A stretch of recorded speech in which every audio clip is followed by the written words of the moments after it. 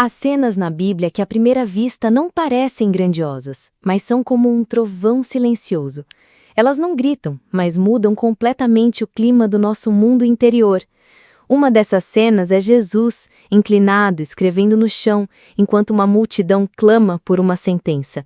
A multidão queria um veredito, clama por uma sentença. A multidão queria um veredito, um rótulo, um ponto final. A mulher, naquele episódio, já estava condenada antes mesmo de qualquer palavra ser dita. E talvez seja isso que mais nos machuca. Há pessoas que vivem assim por anos, não por falta de oração ou de esforço. Pegam essa sentença pelo que fizeram, outros pelo que fizeram com eles. Há quem a carregue porque a comunidade a repetiu, e há quem a tenha absorvido tanto que a própria mente se tornou juiz. No meio de tudo isso, surge Cristo. Ele não corre para o lado do tribunal humano. Ele expõe, liberta e chama para um recomeço. Este podcast é inspirado no livro Ele Mudou a Minha Sentença, que nos guia para uma libertação bíblica para aqueles que vivem sobre culpa e julgamento. Ele nos promete clareza e direção prática para romper com sentenças internas do tipo não tem mais jeito. Sentenças religiosas, você está marcado, e sociais, você não merece. Tudo isso observando os casos em que Jesus mudou a sentença e nos ensinando a caminhar em perdão, santidade e liberdade. Esta não é uma jornada para a irresponsabilidade espiritual, mas um convite à verdade sobre pecado, perdão, transformação e graça.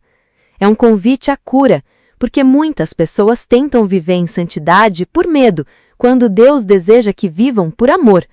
Se você já se sentiu sem saída ou que sua vida espiritual está manchada para sempre, então Jesus está pronto para mudar a sua sentença. A autocondenação é traiçoeira. Ela se veste de espiritualidade, soa como zelo, mas produz morte. Ela se apresenta como justiça, mas gera afastamento. O mais perigoso é que pode persistir mesmo após o arrependimento. Geralmente, a autocondenação nasce de 3 fontes misturadas. Primeiro, a memória sem cura. Você lembra do que fez, mas sem o filtro da graça. A lembrança vira punição, como um chicote. Segundo, uma teologia incompleta. Você entende a santidade de Deus, mas não o poder do perdão, tentando pagar o que Cristo já pagou. E terceiro, vozes humanas absolutizadas. Às vezes a sentença não veio do céu, mas de pessoas, de uma cultura, de uma igreja ferida ou de líderes cansados. Isso é verdade, mesmo sem ter base nas escrituras. A autocondenação produz sinais claros. Você ora, mas sente que sua oração não passa do teto. Você faz boas obras, mas nunca encontra paz. Você se compara com os puros e sempre se sente inferior. Você vive tentando puros e sempre se sente inferior. Você vive tentando provar que mudou, como se Deus fosse um auditor desconfiado. Mas há uma pergunta que desarma esse tribunal interno. Quem lhe deu o cargo de juiz? Deus nos chama ao arrependimento, sim, mas não para vivermos como prisioneiros eternos de um passado perdoado. Você não está apenas triste, você está preso. A culpa bíblica aponta para a cruz, enquanto a vergonha aponta para o esconderijo. A culpa saudável diz, errei, preciso voltar. A vergonha doentia diz, sou errado, não posso voltar. É por isso que muitas pessoas se mantêm distantes de Deus. De fé é excesso de sentença. Podemos refletir sobre a frase que mais nos acusa e perguntar, isso é sentença humana ou palavra de Deus? Peçamos a Jesus que toque a raiz de nossa vergonha e corrija a nossa mente com sua palavra, dando-nos coragem para recomeçar com santidade e paz. A cena descrita em João capítulo 8 é quase desconfortável. Uma multidão barulhenta, uma mulher exposta, líderes religiosos com pedras invisíveis nas mãos. E Jesus não dá a resposta imediata que todos esperam. Ele se inclina e escreve no chão. O que ele escreveu? O texto não diz, e isso é intrigante, como se a Bíblia quisesse nos dizer: você não precisa de cada detalhe para entender o ponto central. O ponto central é que Jesus não entra no ritmo do lídio, não se impressiona com a pressão do grupo e não governa pelo medo do que vão pensar dele. Ele governa pelo reino. A multidão quer um sim ou não, mas Jesus revela algo mais profundo. O problema não era só o pecado daquela mulher, era também o coração de quem a julgava. E antes de Deus lidar com o acusado, muitas vezes ele expõe os acusadores. Isso nos cura em duas situações: quando somos a mulher acusada, sentindo-nos sem saída, e quando somos a multidão acusadora, achando que nossa justiça nos protege. Jesus escrevendo no chão é um ato de autoridade silenciosa. Ele abaixa a temperatura do julgamento, criando espaço para a consciência falar mais alto que o barulho. E então ele pronuncia a frase que muda tudo: quem não tem pecado, atire a primeira pedra. Repare, ele não disse que não era pecado. Ele não relativizou. Ele colocou cada pessoa diante de si mesma. E por um, os acusadores foram embora. Muitas pessoas pensam que o Evangelho é Jesus passando pano, mas o Evangelho é mais profundo. Ele revela o acusado quanto do acusador e oferece um caminho de vida. Quando percebemos o barulho de sentença em nossa mente, família ou igreja, podemos fazer a pausa de Jesus. Respiramos e perguntamos: o que Deus quer tratar aqui? Meu ato? Deus quer tratar aqui? Meu ato? Minha identidade ou minha ferida? Peçamos a Jesus que nos ensine a não viver no barulho do julgamento, que nos dê sua calma, firmeza e verdade, que Ele mude nossa sentença onde nos condenamos e o nosso coração, um julgamento barulhenta, teatral e religiosa, que precisa de um culpado para manter a ilusão de pureza. A cena de João capítulo 8 é exatamente isso: uma multidão, uma mulher, um tribunal sem defesa, um espetáculo de vergonha. Mas Jesus desmantela a ação pelo espelho.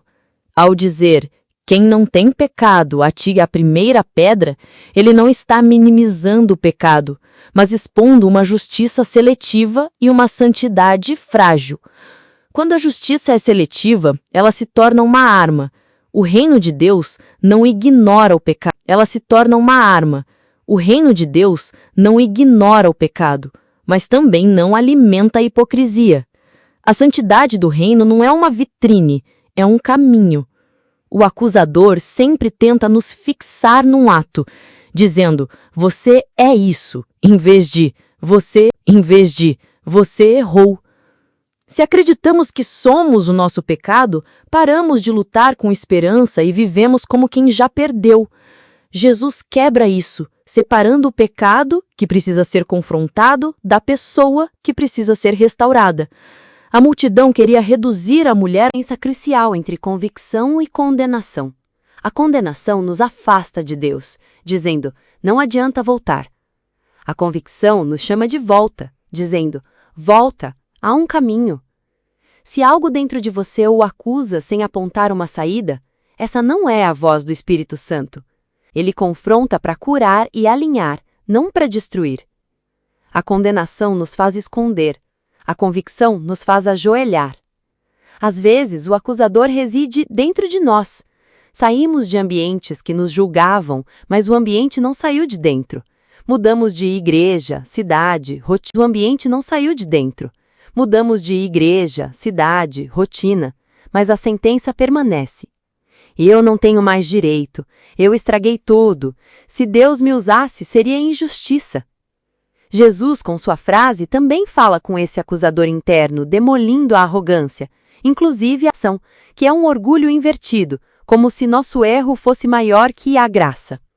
O texto de João mostra que não foi um debate que venceu a multidão, mas a consciência. Quando Jesus coloca o espelho, a mentira perde força. Aqui encontramos cura. Não precisamos vencer acusadores com presença expõe o que é falso. Podemos confrontar as frases que nos acusam, perguntando se elas nos aproximam ou afastam de Deus, se produzem arrependimento com esperança ou vergonha com desespero. Se aconselhássemos alguém que amássemos, diríamos essa frase a ela? Diríamos essa frase a ela? Escrevamos então uma verdade bíblica para substituí-la, como: eu errei, mas posso voltar. Jesus não me descarta. Peçamos a Jesus que coloque seu espelho diante de nós, renunciando a toda a acusação que nos prende ao passado e recebendo a Capítulo 8, encontramos uma das frases mais poderosas no sentido santo da palavra de toda a Bíblia. Nem eu te condeno. É perigosa porque derruba a lógica do mundo e de muita religiosidade que se alimenta do medo.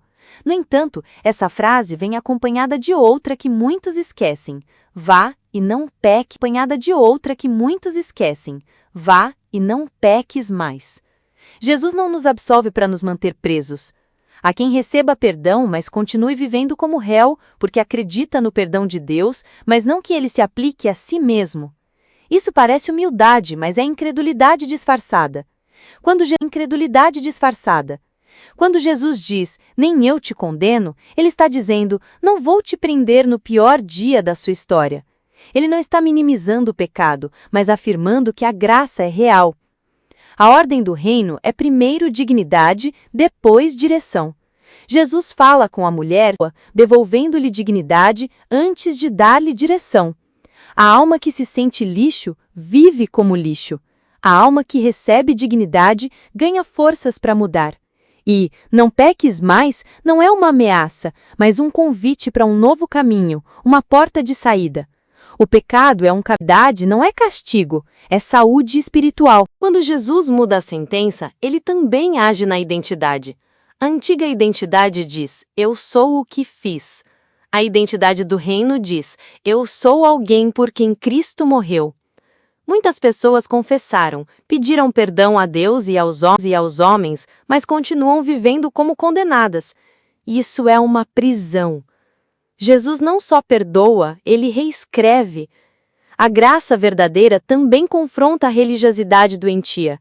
O prazer de condenar, que se torna um entretenimento espiritual, é exposto por Jesus. Ele se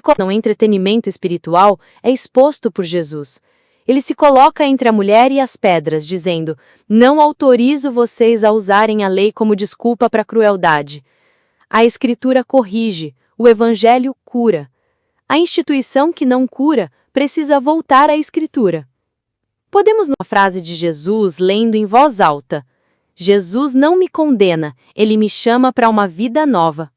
Eu abandono a prisão da vergonha e caminho em verdade. Eu não uso a graça como desculpa, nem a santidade como chicote. Identifiquemos o pecado antigo que nos puxa para trás e criemos uma porta de saída prática. Peçamos a Jesus que recebamos sua palavra sobre nós e aceitemos seu caminho. Em Marcos capítulo 2, vemos o paralítico levado a Jesus por amigos. Jesus surpreende a todos, pois sua primeira palavra não é sobre as pernas. Filho, os teus pecados estão perdoados. A multidão pensou na paralisia, os religiosos em blasfêmia, e talvez o próprio homem não esperasse isso. Mas Jesus sabia o que fazia. Ele mudava a sentença por dentro antes de mudar o cenário por fora. Não é? Mas muitas pessoas doentes carregam um peso invisível. Deus está me punindo, eu mereço isso. Essa sentença interna paralisa mais que a condição externa. Jesus corta a raiz dessa mentira. Você não negocia cura carregando culpa como identidade. Ação de governo. Quando Jesus perdoa primeiro, ele diz, não sou apenas médico do corpo, sou o rei da consciência. A cura é poderosa, mas o perdão é uma troca de governo. Sai a condenação, entra a graça. Sai a vergonha, entra a filiação.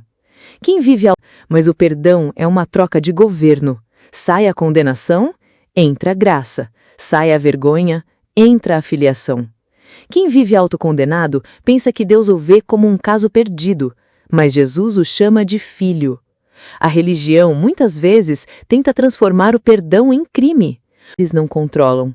A religiosidade doentia prefere um pecador bem castigado a um pecador restaurado. Há quem seja perdoado por Deus, mas mantido em prisão por ambientes religiosos. Jesus quebra isso publicamente. Depois, Jesus diz ao paralítico para levantar, ter autoridade para perdoar pecados e para mudar realidades. O reino não é só discurso, é intervenção. Pensemos nas culpas antigas e acusações que carregamos e no que Jesus declara sobre nós. Filho, perdoado, levanta, anda. Peçamos a Jesus que recebamos seu perdão como governo, renunciando a toda sentença interna que nos mantém no chão e nos dando força para levantar. A mulher com fluxo de sangue em Marcos capítulo 5 não era só doente, mas marcada. 12 anos sangrando, tentando, gastando e talvez ouvindo que aquilo era castigo, impureza, vergonha. A cultura religiosa pode produzir essa sentença cruel. A pessoa se torna a sua condição. Ela não é mais Maria, mas a do fluxo. Sentença é isso, quando tiram seu nome e colocam seu problema no lugar. Há um cansaço que é espiritual. O texto mostra sua dor e piorou. Existe um esgotamento que não é preguiça, mas desgaste da alma, e sua esperança vazava junto com o sangue. Quantas pessoas vivem assim, tentando pagar com esforço, mas se sentindo indignas, tentando se consertar, mas se enxergando sujas? Sua fé é coragem contra a vergonha. A fé é coragem contra a vergonha. Ela toca em Jesus por trás, escondida, não por falsidade, mas por estar acostumada a ser evitada. A vergonha nos faz buscar um milagre sem aparecer, mas Jesus não permite. Ele para, pergunta, puxa para a luz, porque a cura não era só no corpo, era na pergunta, puxa para a luz, porque a cura não era só no corpo, era na identidade. Jesus não a chama de impura, mas de filha. A multidão queria um milagre rápido, mas Jesus queria restaurar uma pessoa inteira. E quando ela se revela, tremendo, Jesus não a expõe para humilhar, mas para libertar, da viver escondida. A sentença muda, de doente para em paz. Jesus diz, a tua fé te salvou, vai em paz. Não é só parou de sangrar, mas agora você pode viver em paz. Paz aqui é estado de reconciliação, é não estar condenado. É poder voltar a viver, o que nos faz viver escondidos e o medo de sermos vistos. E como Jesus nos chama de filho ou filha, façamos um pequeno ato de sair da sombra, como pedir ajuda ou oração, ou retomar uma disciplina espiritual. Peçamos a Jesus que cure nossa história e identidade e nos ensine a viver em paz. Em Lucas, Em Lucas capítulo 5, o leproso não estava só doente, mas banido. A lepra era uma sentença social e religiosa. A pessoa se tornava perigo, impura, indigna, perdendo convivência, acesso e esperança. Quando alguém vive assim por muito tempo e misturar, Deus não quer contato comigo. Essa é uma das mentiras mais cruéis da religião sem evangelho. Deus se afasta de você quando você está sujo, mas Jesus faz o oposto. O leproso se aproxima com uma frase gigante: Senhor, se quiseres, podes me purificar. Ele não duvida, mas dá vontade. Isso descreve muitos de nós. Cremos em Deus, mas não sabemos se isso se aplica a nós. Essa é a dor do autocondenado. Jesus responde com vontade e toque. Ele diz, eu quero ser limpo, e então o toca. O toque é mensagem. Você ainda é gente. Seu estado não define o seu valor. Onde a religião dizia, afaste-se, Jesus diz, chegue perto. Onde a cultura dizia, contamina, Jesus mostra que sua santidade é mais poderosa que a sujeira. A sentença muda de impuro para purificado, o que é reintegração. Jesus não limpa só a pele, ele devolve lugar, dignidade, convivência. Para quem sofreu julgamento religioso, às vezes o que mais machuca não é o pecado, mas o exílio. Jesus não cancela processo, Jesus cancela sentença. A santidade do reino não tem o arrependido. Isso nos dá coragem de voltar a orar, a servir, a ter comunhão, a acreditar que a história não acabou. Pensemos no que nos afastou de Deus e das pessoas e qual será nosso pequeno e real passo de aproximação hoje. Peçamos a Jesus que integre nosso coração à sua presença. Em Lucas capítulo 19 encontramos Zaqueu. Ele era rico, mas pequeno em reputação, aceitação e paz. Carregava uma sentença social, traidor, ladrão, não presta. E talvez ele mesmo já tivesse acreditado nisso, pois quando a sentença é externa, já que me tratam assim, então eu sou assim mesmo. Mas a graça de Jesus entra na casa de quem a multidão expulsou. Zaqueu sobe na árvore porque não se sente digno de um lugar no meio. Ele quer ver Jesus, mas se esconde. Muitas pessoas vivem assim. Querem Jesus, mas temem as pessoas. Querem cura, mas não suportam mais ser olhadas como o caso. Jesus o chama pelo nome e decide visitar. Zaqueu, hoje me convém pousar em tua casa. Ele não diz quando você melhorar, ele vai antes. O Evangelho invade lugares onde achávamos que... Zaqueu, hoje me convém pousar em tua casa. Ele não diz quando você melhorar, ele vai antes. O Evangelho invade lugares onde achávamos que Deus não pisaria mais. A graça verdadeira produz mudança prática. Zaqueu decide repartir, restituir, reparar. Tem mudança e graça verdadeira, que é amor que gera frutos. Jesus muda a sentença de Zaqueu não só com palavras, mas com reposicionamento. Hoje houve salvação nesta casa. Quando Jesus entra, a casa, o bolso e a história mudam. Jesus sempre faz quando Deus restaura alguém que ela queria ver punido. Jesus responde com missão. Eu vim buscar e salvar o que se havia perdido. Você não é o lixo da igreja, mas alvo da busca de Cristo.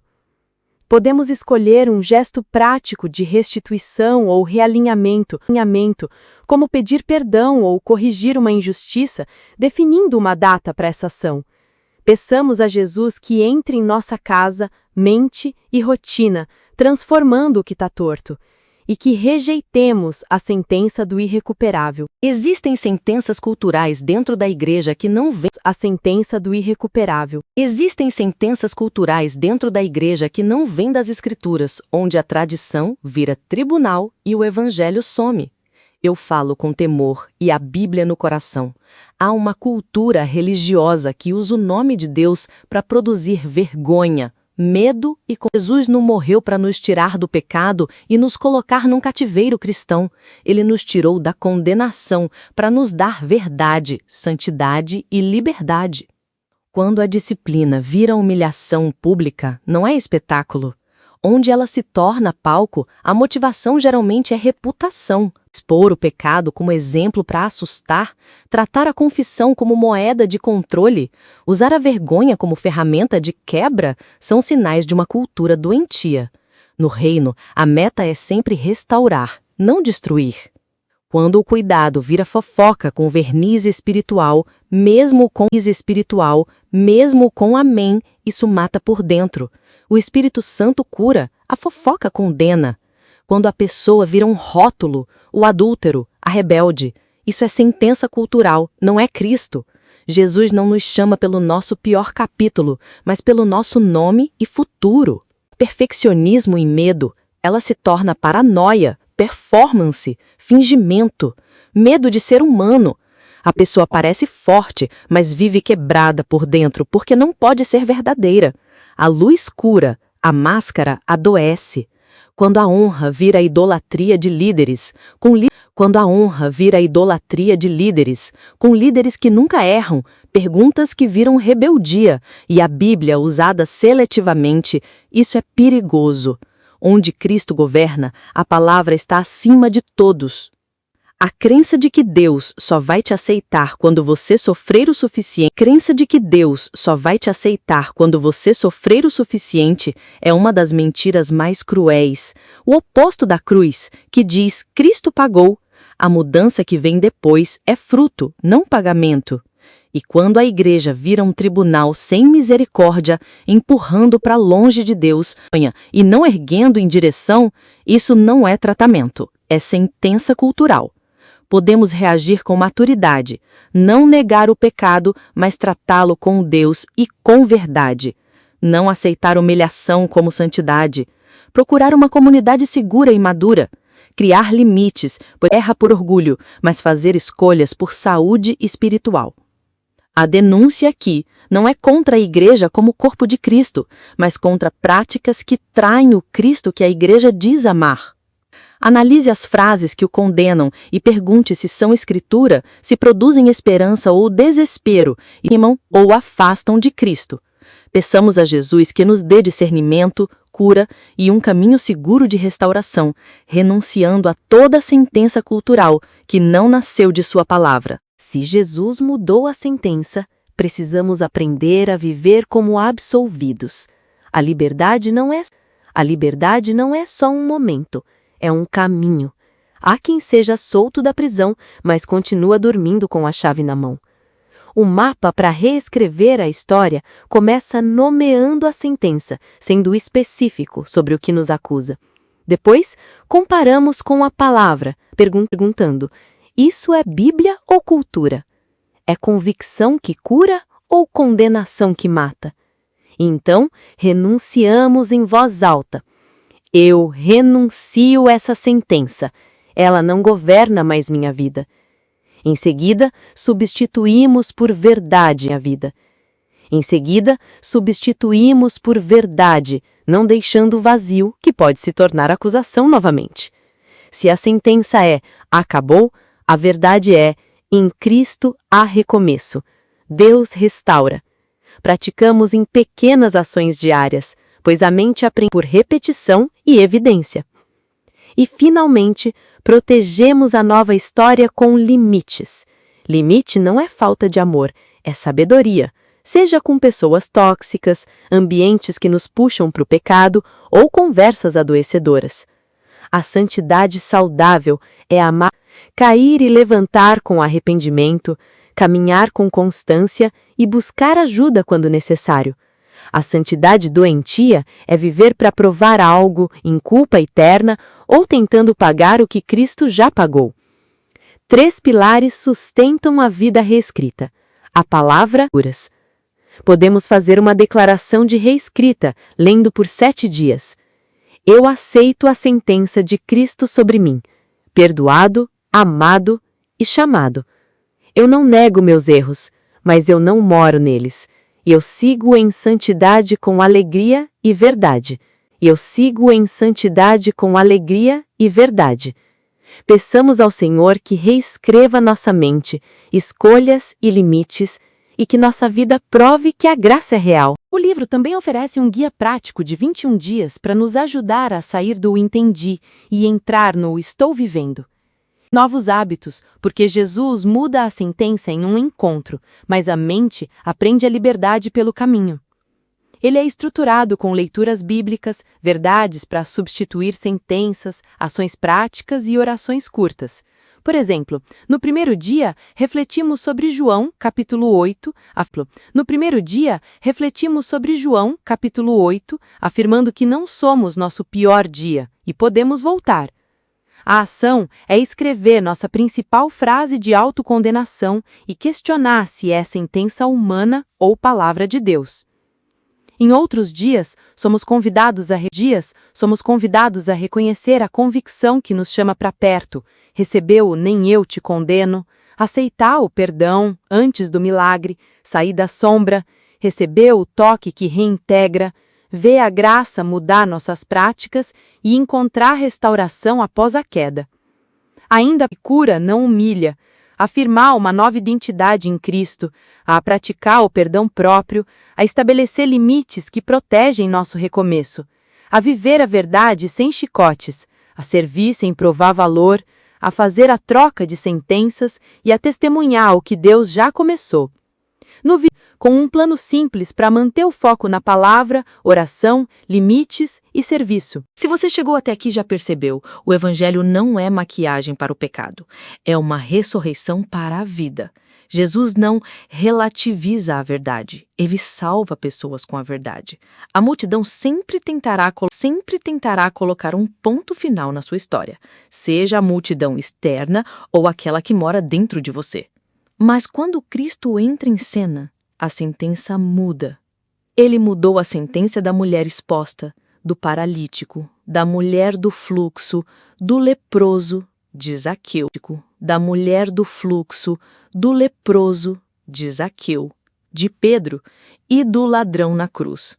E Ele pode mudar a sua, não para você viver solto, mas para viver livre. Livre para voltar, para crescer, para andar em santidade com alegria, para ser reescrito. Peçamos nossas sentenças antigas e recebamos sua palavra sobre nós. Que renunciemos à autocondenação, vergonha crônica e medo religioso e aceitemos seu perdão, seu chamado e seu caminho de santidade. Que Ele reescreva nossa história. Se este episódio ressoou com você, dar ouvir esta mensagem de esperança e libertação.